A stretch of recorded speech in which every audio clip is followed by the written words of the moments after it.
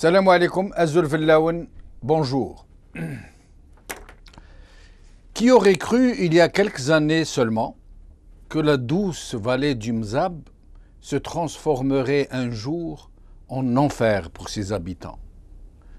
La vallée du Mzab, la pentapole heureuse où se nichent des jardins merveilleux au cœur de palmeraies centenaires, là où vivent nos compatriotes les plus paisibles, les plus sereins, la communauté ibadite, berbère et berbérophone, mais qui n'en est pas moins celle qui maîtrise le plus la langue arabe dans le pays.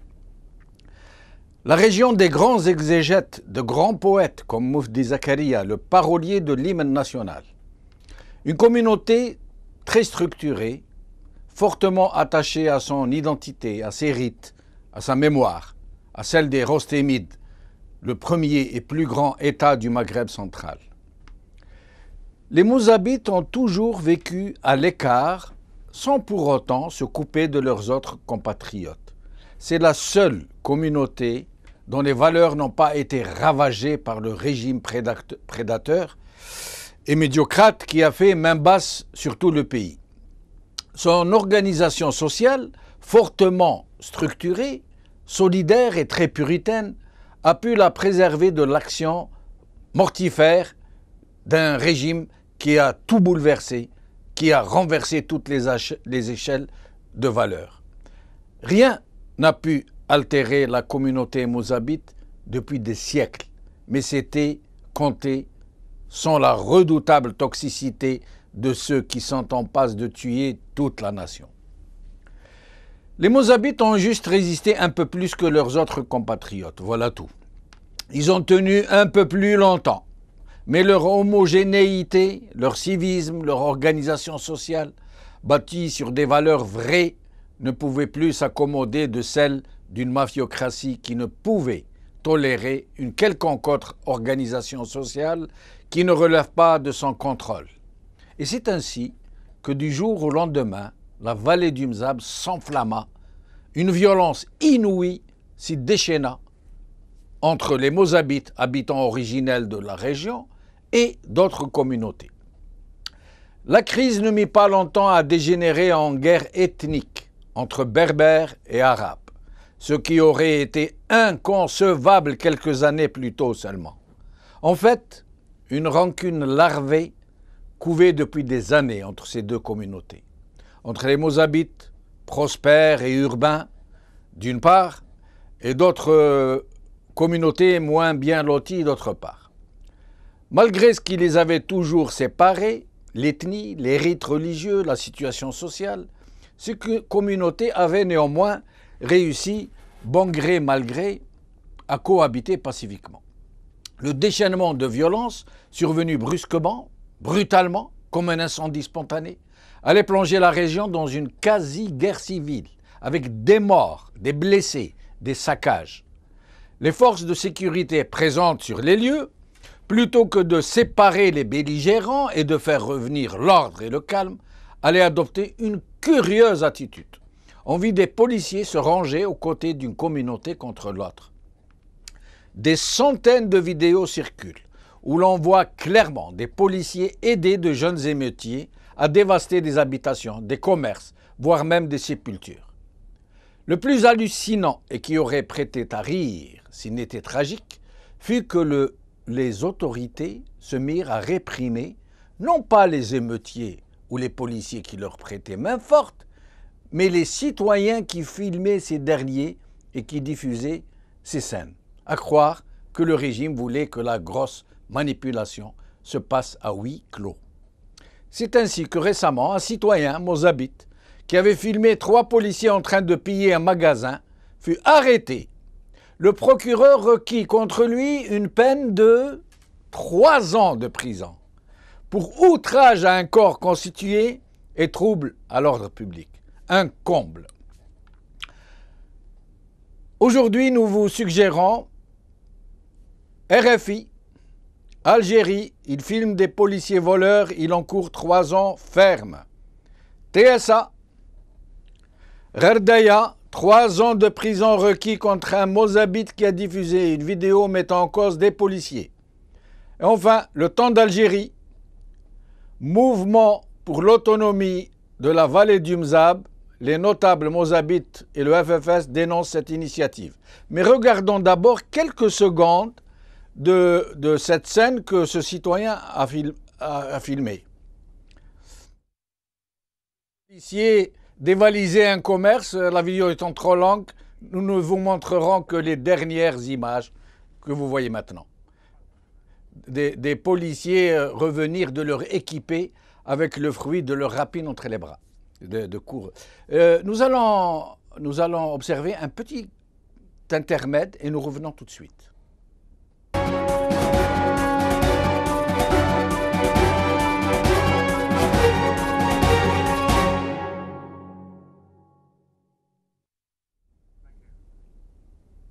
واش عبد السلام؟ اه لا لا لا. ورضا ما عطاكمش الهاتف تاع فقار؟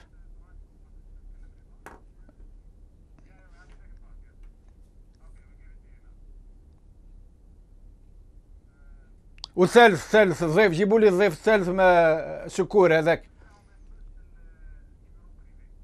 اوه لا لا. نعم. ايه عشان نسيت ما قلت لهمش، شفت كيفاه. اوه لا لا. ولا كون قلتوا لي معيطوا الفخار من فوق و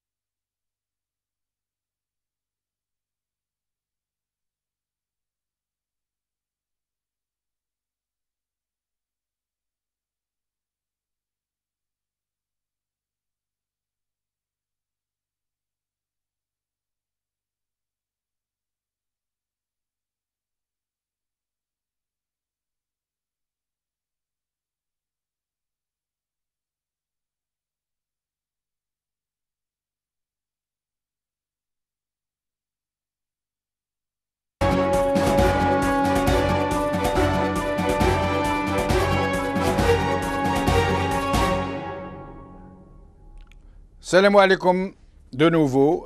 Si Kamaldine Fakhar, merci d'avoir répondu à notre invitation. Merci Jamaldine. Je vous remercie pour cette invitation. Merci Jamaldine. Merci.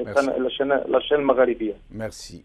Alors, que pensez-vous de ce réquisitoire du procureur contre ce monsieur qui nie d'ailleurs avoir filmé, mais bon, supposons que c'est lui qui a filmé.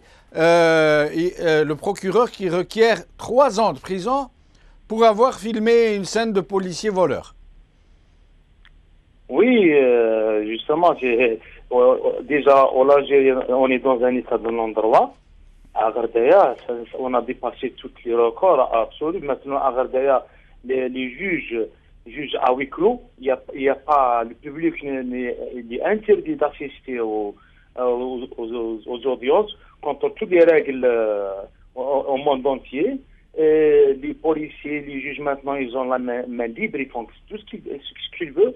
Alors normalement, comme l'a dit bien un des avocats, normalement c'est Youssef Ouledel, 47 ans, il s'agit de ce monsieur-là. Oui. Normalement, on doit le remercier parce qu'il a filmé ou bien il était la cause d'attraper des gens qui volent. En dehors qu'il soit policier ou gendarme ou simple citoyen. Normalement, le rôle d'un bon citoyen, surtout en Europe, là on respecte les droits, le citoyen, parmi ses devoirs, c'est de dénoncer quand il voit quelque chose d'anormal, il doit alerter. Sinon, normalement, il doit être poursuivi. Quand il n'alerte pas, quand il y a des vols ou quelque chose, il y a un danger devant lui, il ne déclare pas. Et vous me dites que les gens ne sont pas autorisés à assister aux audiences publiques? Oui, je le confirme, ça fait presque une année. Le public est interdit, surtout avec les événements, interdit d'assister au procès, je le dis, je le confirme. Et comment ça se passe? À huis clos? C'est quoi alors? À huis clos, uniquement, il autorise un membre de la famille des accusés, le reste doit rester dehors. Ils sont chassés. Ouais, ça se passe, contrairement à toute éthique, à toute loi, ça se passe à huis clos. Et en ce moment, quelle est la situation dans la vallée du Mzab? La vallée du Mzab, on vit ici, on est en état de guerre. C'est une guerre déclarée du pouvoir algérien contre le citoyen algérien et surtout contre le Mozambique. Ça fait plus de 6 mois. Et tout le monde avait à travers les photos et les vidéos, Dieu merci, n'ont pas fait de poursuite. On a diffusé tout ça.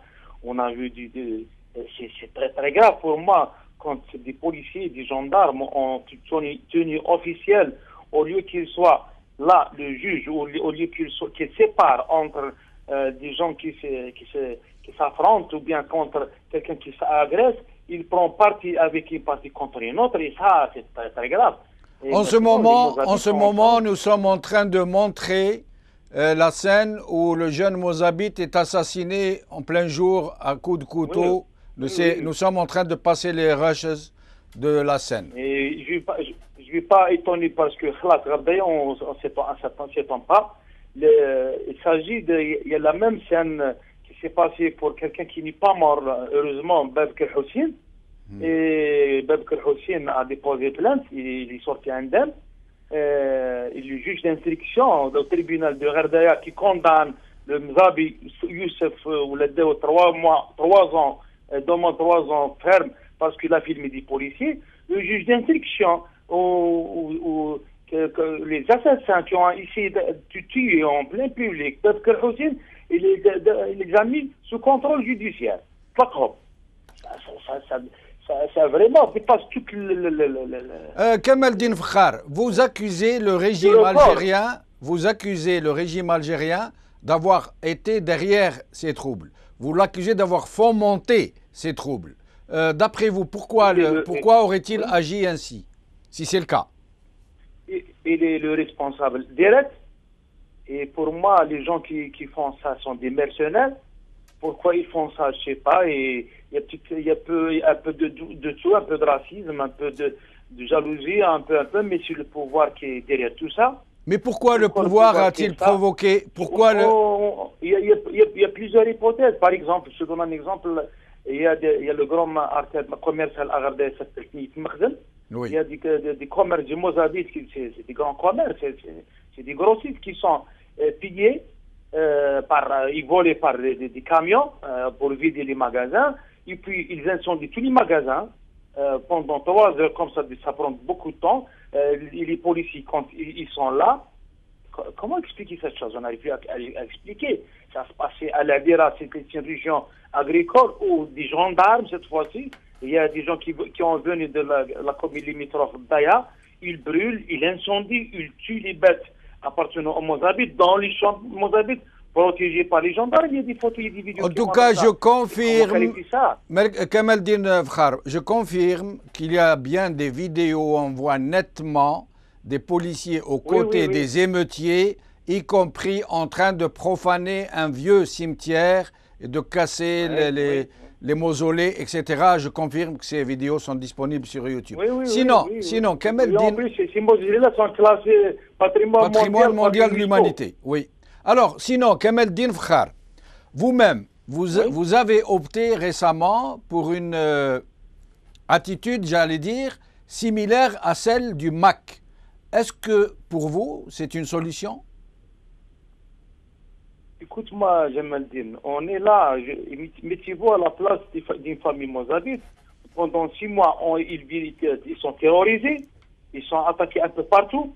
Quand un citoyen dans n'importe quel pays demande s'ils sont en danger, il appelle la police ou la gendarmerie. Ici, quand tu appelles la police ou la gendarmerie, ils vont te taper dessus.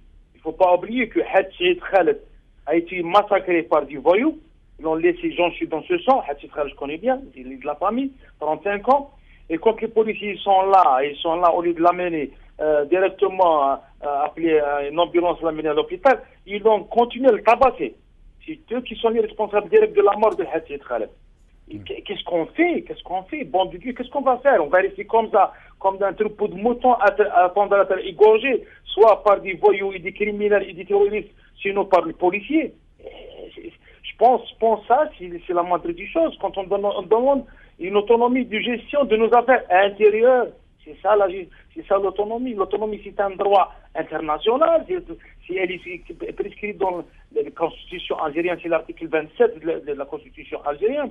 Et dans la Constitution algérienne, l'article 131 dit, je pense 131 dit que les traités et les décisions prises au niveau de l'ONU sont supérieurs à la loi nationale. On demande, dans le cadre des lois nationales et internationales, qu'on soit un petit peu protégé, l'autonomie, qu'on gère nos affaires personnelles. C'est ça. Mais Kamaldine Fakhar, concrètement, demain, à supposer, vous demandez uniquement l'autonomie administrative, alors que le MAC, c'est autre chose qu'il demande. Le MAC, c'est carrément vers le séparatisme qu'il va, puisqu'il parle d'ambassade, il parle de ministère de souveraineté, alors que vous, à ce que j'ai compris, c'est d'une autonomie administrative que vous parlez.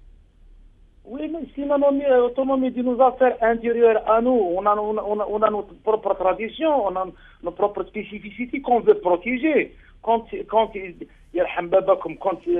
sous la protection de la police, des gens viennent détruire notre mémoire collective, qu'est-ce que ça veut dire? Oui, mais Kamaldine Fakhar, ils attaquent les cimetières, oui. Kamaldine Fakhar, moi je suis de ceux qui ont suivi de très près ce qui s'est passé au Mzab. Je compatis, je sais combien les gens du Mzab ont souffert, des gens très paisibles, pacifiques, qui ont une culture millénaire, on sait. Mais moi, ce que j'aimerais comprendre, si demain vous obtenez cette autonomie, comment vous allez faire concrètement? Faire sortir une partie des populations qui sont à l'intérieur? Comment vous allez faire? Est-ce que il y a autre chose? Est-ce qu'on va rester s'entretuer comme ça maintenant? Non, mais moi je vous pose une question. Vous parlez. Non, il faut que le citoyen algérien comprenne une chose. Maintenant, un Mozabite ne peut pas aller dans un quartier arabe, et un arabe ne peut pas aller dans un quartier Mozabite. Et ça va durer jusqu'à aujourd'hui. Quand je vais sortir de Gardaya à l'envers Alger, il faut que je programme comment je vais sortir pour que je ne suis pas attaqué. Dans la ville de Gardaya, il y a des faux barrages installés devant des barrages de police. Moi-même, j'ai été attaqué dans un faux barrage. Et il y a le policier juste à côté, à 50 mètres du faux barrage, ils m'ont cassé mon véhicule. Quand j'ai demandé aux policiers, arrêtez ces gens-là, ils me disent non, j'ai rien vu, il n'y a rien, pourquoi tu... Mon pare-brise était éclaté complètement. Si je n'ai pas continué à conduire, j'aurais été tué. On vit des situations catastrophiques. En plus, Jamaldine, je vais le dire, que ça fait mal au cœur. Les Algériens, qu'est-ce qu'ils ont fait? Ils nous regardaient comme ça. Normalement, toute l'Algérie va descendre à Gardaïa. Ils n'ont pas des gens qui viennent ici pour faire égalité entre la victime et le bourreau. Des gens, ils viennent ici, bon, entendez-vous, vos arabes, ils berbères mozabites, entre Melikit et Ibadit. Mais c'est pas ça le problème c'est le pouvoir algérien. Et justement, Kamel Dinfkhar, justement, Kamel Dinfkhar. Qu'est-ce qu'on va faire? Qu'est-ce qu'on va faire? Mais Kamel Dinfkhar, moi j'essaye de comprendre. Moi, je n'ai pas la solution. Je compatis, je sais, vous avez raison d'en vouloir à l'ensemble des Algériens qui restent indifférents face à une telle atrocité. Ça, il n'y a aucun souci, on est bien d'accord. On est bien d'accord que le pouvoir est derrière. On ne sait pas pourquoi il fait ça, mais en tout cas, il laisse faire. Le problème, c'est que quand vous parlez d'autonomie, moi j'aimerais comprendre, sur un plan pratique, concret, comment vous allez faire? Oui. Vous allez expulser une partie de la population qui est dans la vallée du Mzab? Pourquoi expulser? Pourquoi expulser? Pourquoi vous parlez d'expulsion? Et comment ramener l'ordre dans ce cas? À l'infini. Comment ramener l'ordre entre ces deux communautés? Comment vous envisagez de ramener? Premièrement, il faut que le service d'ordre fasse son travail. La première responsabilité d'un gouvernement, c'est assurer la sécurité des citoyens et de son bien. Maintenant, il y a même pas une semaine, un bon monsieur, il a 85 ans. Oui. Et du voyou, ils ont caressé son véhicule devant le fort de la police. Ils n'ont même pas bougé. Mais on est d'accord, Kamel Din, on est d'accord. Moi, ce que je ne comprends pas, moi j'aurais compris si, par exemple, vous mobilisez, vous essayez de mobiliser le monde entier pour dire cet État, ce régime ne fait pas son travail, il ne remplit pas son devoir de protéger les citoyens, il y a problème, et vous attirez l'attention de tout le monde, y compris de vos propres compatriotes. Là, on comprend. Mais demandez, pardon, Kamel Dinfkhar. J'ai même écrit à toutes les instances internationales. Non, mais Kamel Dinfkhar, quand vous dites autonomie, moi, ce que je veux comprendre, quand vous dites autonomie, oui. Est-ce que ça va régler le problème? Et si oui, comment? C'est ça que je voudrais comprendre. Il faut qu'il y ait une séparation, il y ait un État, il faut qu'il y ait une séparation. On ne peut pas vivre tout le temps comme ça, dans la peur, dans l'angoisse, dans l'incertitude totale. Maintenant, les commerçants qu'on leur a brûlé leurs magasins, qu'est-ce qu'ils vont? Ils vont se déplacer vers Alger, vers Oran. Il y aura une éviction, beaucoup de Mozabites vont quitter les terrains ancestrales de leurs parents. Ils ne peuvent pas vivre comme ça. Et il y a beaucoup de familles qui se sont maintenant, ils vivent chez des voisins ou chez leurs parents. On sait, Kamel Din, mais quand la Syrie. Un petit peu la Syrie. Mais quand vous dites séparation, Kamel Dinfkhar, il faut réfléchir à ça. Kamel Dinfkhar, quand vous dites séparation, il faut qu'il y ait séparation. Séparation entre les Mozabites et le reste du pays, ou entre les Ibadites et leur communauté rivale qui est en même temps dans leur propre région, avec qui? Séparation. On revient à 62. Il y avait des villes mozabites, il y avait ces Arabes-là qui vivaient ensemble, on vivait ensemble tranquillement. Il y avait même une population juive ici à Gardaïa, il n'y avait pas de problème. Mais quand le pouvoir a fait ça, le reste des Algériens, il est en train de nous regarder. J'avais des amis qui étaient, je croyais des amis, même au niveau des droits de l'homme, et ils m'accusent, pourquoi tu dis que c'est des Arabes qui attaquent? C'est des Arabes, c'est pas des Marziens. Qu'est-ce que tu veux? Bon, ils sont manipulés par le pouvoir algérien, mais ils ont accepté d'être manipulés. Il ne faut pas oublier qu'il y avait une grande marche à Meklilid. C'est des gens qui appellent l'Ibadiyya Adouullah. Tout le monde a vu ça. Personne n'est arrêté. Mais il y a même au niveau de cette écran, il dit que l'Ibadiyya Khawarij, ça continue. Mais Kamel Din Fkhar, comme vous dites par exemple des Arabes et des Berbères, moi je connais pas mal de gens qui sont de souche arabe, qui sont révoltés par ce qui arrive aux Mozabites qui sont berbères.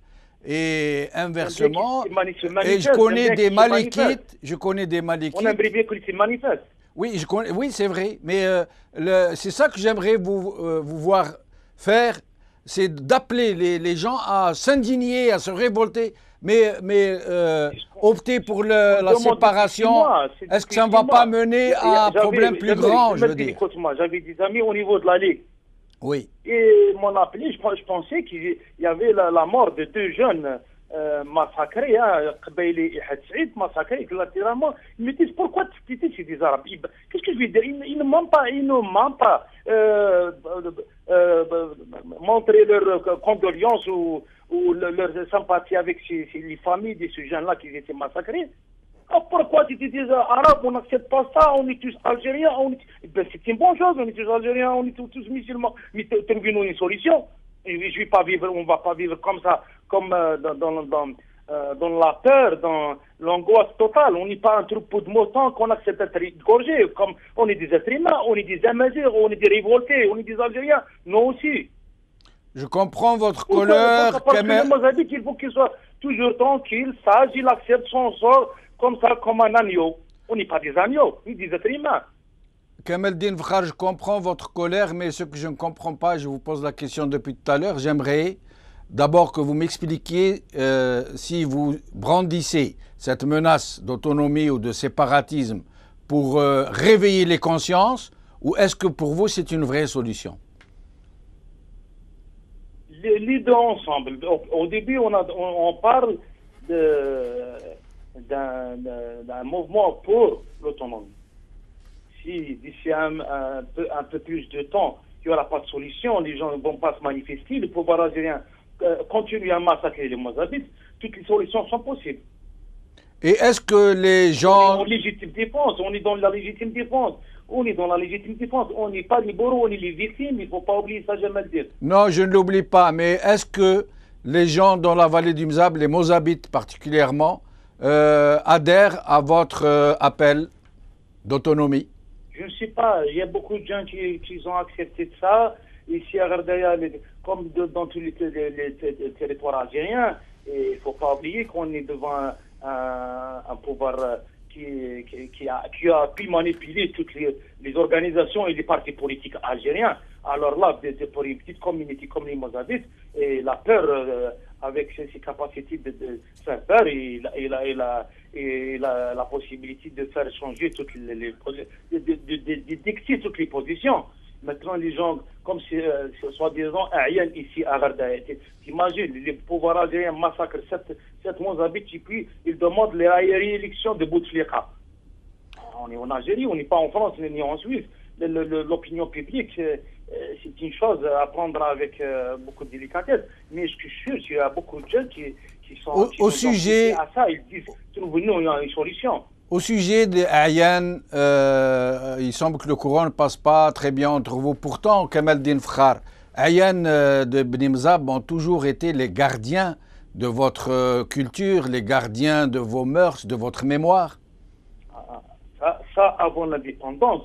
Après l'indépendance, le pouvoir algérien a tout manipulé. Maintenant, les Aïan, ils sont les Mozabites de service, ils sont les jouets du pouvoir algérien, ils sont les serviteurs du pouvoir algérien. Ils n'ont derrière que le nom, ils ont usurpé cette appellation. Il y a des affairistes, il y a des anciens militaires. Maintenant, Aïan Gardaya, c'est un ancien militaire en retraite.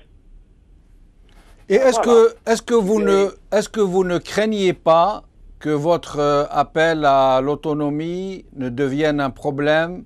Est-ce que vous ne pensez pas que si à chaque fois qu'il y a un problème dans une région, même si on comprend parfaitement la souffrance des Mozabites, moi je sais très très bien, j'ai suivi de très près, je sais combien l'injustice est grande, mais est-ce que vous ne craignez pas que cela ne mène à des situations très dangereuses pour l'unité du pays? Quelle unité du pays? Quel pays? Quand les Algériens se font massacrer, personne ne bouge les doigts. Quand un Palestinien tué, je sais pas, tous les gens en Palestine, et nous, tu n'es pas avec un Mozambique algérien, c'est ton ennemi. Je parle mal, il faut pas chaque fois, on est des victimes. C'est pas à cause de moi que l'unité du pays est en danger, l'unité du pays est en danger. Tant que ce pouvoir-là reste sur le dos des Algériens, on est en danger. On parle des bases américaines ici, on parle des zones de recherche de pétrole pour tout le monde. Et ça, c'est pas les Mozambiques, c'est le pouvoir algérien. Au lieu d'accuser carrément le pouvoir algérien, on s'acharne sur celui-là qu'on voyait comme le faible, le paisible. C'est pas de ma faute, je suis victime. On est en position de légitime défense. Je peux crier n'importe quoi, moi. Je ne peux pas mourir comme ça. Bon, le mot de Kayna Woutkoun, on va mourir toujours un jour, mais on va mourir debout, Inch'Allah, je t'assure. Inch'Allah, nous, on espère que la paix puisse revenir entre tous les habitants de la vallée du Mzab, mais sinon, votre position vis-à-vis du FFS qui vous a violemment condamné dans la journée d'hier, je crois, qui a condamné votre initiative. L'FFS qui est maintenant au service du pouvoir algérien, il a accepté de participer aux mascarades électorales. Il y a des députés du FFS qui sont élus d'une façon par la fraude, ils parlent encore. Il ne reste plus que l'FFS, il n'y a aucune base du FFS. L'FFS maintenant, tout le monde le sait, hein, qu'on est sur l'FFS. En plus, j'ai aucune relation avec l'FFS, ça fait que 4 ans, heureusement. Et pourquoi donc alors ils vous ont condamné puisque vous n'avez plus de relation avec eux? Et ils ont insisté pour dire que vous ne faites plus partie de leurs membres. Ça fait 4 ans que j'ai claqué la porte, j'ai démissionné d'une façon solennelle du FFS et tout le monde a regardé à quitter le FFS, même les îles. Il reste je sais pas, quelques-uns ici à Gardaya qui, à l'époque, mais depuis 4 ans, je ne suis plus au FFS. Alhamdoulilah, Dieu merci. Hein. En tout cas, Kamaldine Vra, je vous remercie d'avoir participé à cette émission. Celle-ci est maintenant terminée. Je tiens néanmoins à vous assurer que de nombreux Algériens, quoi que vous en pensiez, sont très solidaires des Mozabites. Ils souffrent pour eux. Ils souhaitent que la paix revienne dans cette terre bénie et que la paix revienne entre les compatriotes qui habitent ensemble cette région qui était tellement paisible il y a quelques années seulement. Je le souhaite du fond du cœur. Cette émission est terminée. Salam alaikum, à demain.